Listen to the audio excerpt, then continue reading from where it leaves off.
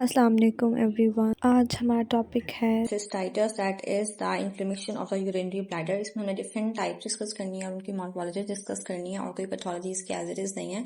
Simply inflammation हमें तभी होती है जब कोई पॉजिटिव एजेंट या किसी ऑब्स्ट्रक्शन किसी इन्फेक्शन के बाद जब हमारे पास इन्फ्लेमेशन हो रही होती है। ठीक है, तो अब हमारे पास यहाँ पे जो है ना ये माइक्रोस्कोपिक फीचर्स आगे लिखे हुए होंगे जहाँ माइक्रोस्कोप बना हुआ होगा, ये हमारे पास ग्रॉस फीचर्स की जो है आइडेंटिफिकेशन दी हुई है।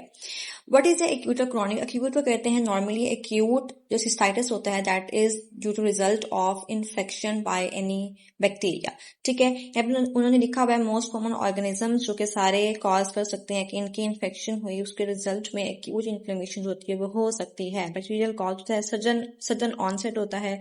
ठीक है, ये एक्यूट का हो गया। अब एक्यूट इन्फ्लेमेशन जो हो गई है, अब हमें वो ग्रॉस नजर कैसे आएगी और माइक्रोस्कोपिकली हम उसके फीचर्स क्या होंगे ये डिस्कस कर लेते हैं। ग्रॉसली में क्या नजर आएगा कि भाई जो यूरिन की ब्लैडर है वो रेड और कंजस्टेड सा एडिमेटस सा हुआ हुआ है। ठीक है, हाइपरेमिक सा हुआ हुआ है। ठीक है, और जब उसके हम लोग माइक्रोस्कोपिक फीचर्स देखेंगे तो हमें क्या नजर आएगा कि न्यूट्रोफिल्स नजर आएंगे म्यूकोसा और सब म्यूकोसा में, जो कि हमारे पास एक्यूट इन्फ्लेमेटरी इन्फिल्ट्रेटरी बड़े कॉमन सेल्स है न्यूट्रोफिल्स। ठीक है, और हमें जो नॉन स्पेसिफिक सी एक्यूट इन्फ्लेमेशन जो होती है वो नजर आ रही होती है।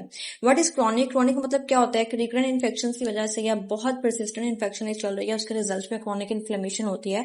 बट यहाँ उन्होंने एक पॉइंट मेंशन किया हुआ है कि नॉर्मली जो क्रॉनिक इन्फ्लेमेशन होती है वो किसी बैक्टीरिया की वजह से नहीं होती, वो नॉन इन्फेक्शियस होती है। यानी कि किसी यूरिनरी ट्रैक ऑब्स्ट्रक्शन हुई है या कोई इन्फेक्शन चल रही है उसके रिजल्ट में हमारे पास क्रॉनिक इन्फ्लेमेशन होती है एज कम्पेयर टू डायरेक्टली कोई नॉन इन्फेक्शियस बैक्टीरिया जो है एक्ट कर रहा हो। ठीक है, कोई ड्यू टू अनरिजॉल्व और रिकरेंट इन्फेक्शन की वजह से may be non infectious chronic irritation है या ऑब्स्ट्रक्शन चल रही है। ठीक है, अब क्रॉनिकली हमें नजर सामने से ग्रॉसली कैसे नजर आएगा कि भाई यूरिनरी ब्लैडर जो है वो थिकन सा और हमारे पास फाइब्रोटिक हुआ हुआ है ड्यू टू परसिस्टेंट इन्फ्लेमेशन की वजह से। ये तो ग्रॉसली नजर आ गया है, बड़ा हार्ड सा और फाइब्रोटिक सा वो हुआ हुआ है। ठीक है, और जब हमने उसकी माइक्रोस्कोपिक फीचर्स देखी तो हमें उसमें क्रॉनिक इन्फ्लेमेटरी फिल्ट्रेट नजर आया दैट आर लिम्फोसाइट्स, और हमारे पास जो प्लाज्मा सेल मैक्रोफेजेस जो हमारे पास क्रॉनिक सेल्स होते हैं वो हमें उसमें नजर आए। ठीक हो गया, आगे चलते हैं। दैट इज इंटरस्टिशियल, मैं आपको एंड कर बताऊंगी बिकॉज थोड़ा सा मिक्सिंग सा है। आगे चलते हैं हम लैकोप्लेकिया। दैट इज कि आपको ग्रॉस नजर आता है कि जो म्यूकोसा है उसमें ना सॉफ्ट येलोइश टाइप जो एक स्लाइटली रेज प्लेक्स जो थोड़े से रेज हुए हैं, लाइक समझ थोड़ी थोड़ी थैलियां जो रेज ही हुई हुई है।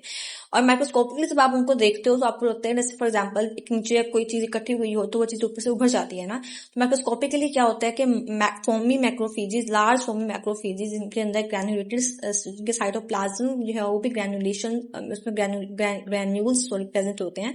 ठीक है, तो ग्रैन्युलेटेड साइटोप्लाज्म के साथ वहां पे फोमी मैक्रोफेजेस जो होते हैं वो इकट्ठे हुए होते हैं। इनके इकट्ठे होने की वजह से वो बेसिकली जो होती है वो राइज हुई होती है प्लेक्स। ठीक है, और मैक्रोफेजेस के अंदर बल्कि हमारे पास ये माइकलस किटमन बॉडी जिन्हें हम लैमिनेटेड मिनरलाइज जिन्हें हम कंक्रीशंस कहते हैं, ये जो बॉडीज होती हैं ये प्रेजेंट होती हैं मैक्रोफेजेस के भी अंदर, जिसे हम कहते हैं हम लैकोप्लेकिया, ये इस टाइप ऑफ सिस्टाइटिस को। आगे चलते हैं। That is polyploid cystitis. इसमें भी हमारे पास क्या है कि हमें ग्रॉसली क्या नजर आएगा कि सब म्यूकोसा थोड़ी सी जो है वो एडिमेटस सी है और जो हमारे पास म्यूकोसा है वहां से बड़े ब्रॉड और बल्बस टाइप पॉलीप्लॉइड प्रोजेक्शन हमें इस तरह की नजर आ रही होती है म्यूकोसा से। और अब जब हमने जाके उसको माइक्रोस्कोप के नीचे रखा तो हमें वहां पे क्या नजर आया कि सब म्यूकोसा जो बड़ा वो एडिमेटस है, उसके अंदर इन्फ्लेमेशन इन्फिल्ट्रेट मौजूद है। ठीक हो गया, और यूरोथेलियल हाइपरप्लेजिया। आप इमेजिन करें ना कि हमारे पास ये सारी इस तरह की प्रोजेक्शन जो है वो ल्यूमिन की तरफ आ रही है, तो बड़ा हाइपरप्लेजिया से टाइप की चीज होती है वो अपेयर हो रही होती है। ठीक है, तो हाइपरप्लेजिया, यूरोथेलियल हाइपरप्लेजिया हुई होती है और सब म्यूकोसा एडिमेटस और इन्फ्लेमेटरी वहां पे इन्फिल्ट्रेट मौजूद होते हैं। आगे हमारे पास जो टाइप है दैट इज बच्चों हेमरेजिक सिस्टाइटिस। इसमें आपने याद रखना है कि हेमरेज हुई हुई है तो हमें ग्रॉसली भी म्यूकोसा की ब्लीडिंग और हेमरेज नजर आ रहा होता है। और हम माइक्रोस्कोप को नीचे रखते हैं तब भी हमें क्या नजर आ रहा होता है कि हेमरेज जो है वो हेमरेज और नेक्रोसिस नजर आ रही होती है। और acute inflammation of bladder mucosa. Causes इसके जो है थोड़े डिफरेंट है सबसे, वो दैट इज कि वायरल इन्फेक्शन की वजह से होता है या फिर किसी ड्रग एसोसिएटेड इंड्यूस्ड रिएक्शन की वजह से ये होता है।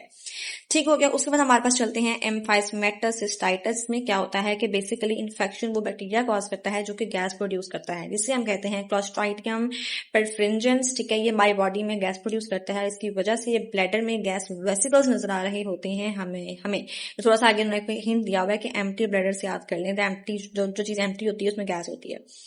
आगे हमारे पास जो दोनों चीजें हैं ना बड़ी सिमिलर सी हैं, एओसिनोफिलिक एंड फॉलिकुलर, ये दोनों जो होते हैं ना, अपेरेंटली हमें देखने में समझ नहीं आ रहा होता भाई इन्फ्लेमेशन सिर्फ हमें ना नॉन स्पेसिफिक से इन्फ्लेमेशन नजर आ रही होती है दोनों में, लेकिन जब हम माइक्रोस्कोप के नीचे रखते हैं तो फिर यहाँ पे हमें नॉर्मली सब म्यूकोसा में फॉलिकल्स होते हैं ना, ठीक है, तो यहाँ पे हमें म्यूकोसा के अंदर जो होते हैं लिम्फोइड फॉलिकल नजर आ रहे होते हैं, जिससे हमें पता लगता है कि अच्छा ये फॉलिकुलर है। और यहाँ पे जब हम माइक्रोस्कोप के नीचे रखते हैं तो बजाहिर जो हमें नॉन स्पेसिफिक इन्फॉर्मेशन नजर आ रही थी, उसकी असल वजह क्या होती है, सब म्यूकोसा में एओसिनोफिलिक इन्फिल्ट्रेशन नजर आती है, जो कि एसोसिएटेड होती है कोर सिस्टमिक एलर्जिक रिएक्शन की वजह से। जब भी एओसिनोफिलिक ज्यादा होते हैं तो हमारा 100% ध्यान जाता है कोई एलर्जी चल रही है। ठीक हो गया, आपने ये सारा हमने कर लिया, थोड़ा सा बढ़िया, बड़े कॉमन से सिंपल से थे, और ये जरा हमने इसको इनके नेम से ही जो है वो डिस्कस किया। अब हमारे पास लास्ट है इंटरस्टिशियल। इसमें हमारे पास क्या होता है कि बेसिकली हमें नजर आ रहा होता है कि जो म्यूकोसा है ना, वहां पे हमें फीयर्स नजर आ रहे होते हैं, ऐसे करके फीयर्स नजर आ रहे होते हैं, या फिर समझ लें कि हर्नर अल्सर। मैंने इसको इस तरह से याद किया है कि फीयर्स और अल्सर अल्सर भी तकरीबन वही चीज होती है जहाँ पे गहरी कोई खाई वाई बनी हो, ठीक है। तो हमारे पास म्यूकोसा के फीयर्स आ गए और हर्नर अल्सर्स आ गए, और हमें हेमरेज जो पंक्चुएट हेमरेजेस होते हैं वो नजर आ रहे होते हैं।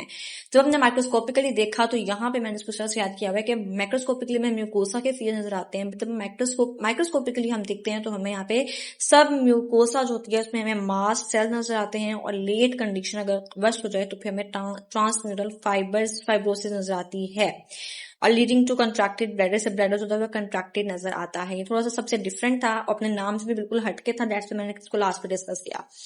ठीक हो गया। अच्छा जी, अब हमारे पास है कि what are the clinical features. इसमें हमारे पास क्या होता है, एक तो फ्रीक्वेंसी होती है, बार बार यूरिनेशन की अर्जेंसी होती है, और जब हम यूरिनेट करते हैं तो विद दिस यूरिन यानी कि पेनफुल प्रोसेस होता है यूरिनेशन का, बर्निंग सेंसेशन साथ हो रही होती है, और पेन जो होती है वो सुप्राप्यूबिक और लोअर एब्डोमिनल पेन जो रीजन होता है जहां ब्लैडर मौजूद होता है वहां पे हमें पेन होती है, ठीक है, पेन होती है, और यह number dysuria. What are the causative agents, तो ये हमारे पास सारे बैक्टीरिया यूजुअली जो कॉज कर रहे होते हैं। पहले हमने वायरस पढ़ा था वहां पे एडिनो एबीक्यू वायरस भी, इसने हमारे पास कॉज किया एम्फाइसमेटस, क्लोस्ट्राइडियम परफ्रेंजेंस, फिर E coli, Proteus, Enterobacter, Candida albicans, Mycoplasma, ये सारे बैक्टीरिया के नाम जो है आपको आने चाहिए।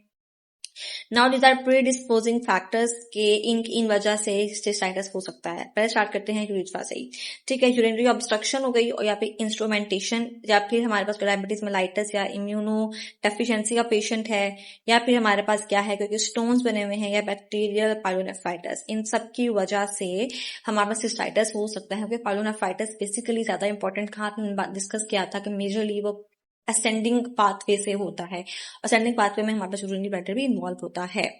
उसके बाद हमारे पास क्या है कि प्रीवेलेंस क्या है कि ज्यादा ये वुमेन में जो होता है बोल्ड होते हैं, ज्यादा इन्फेक्शन चांसेस वुमेन में होते हैं कुछ और यूरिथ्रा। ठीक हो गया, तो ये हमारे पास कुछ डिस्कशन थी about the cystitis. I hope आपको समझ आ गई होगी। अल्लाह हाफिज।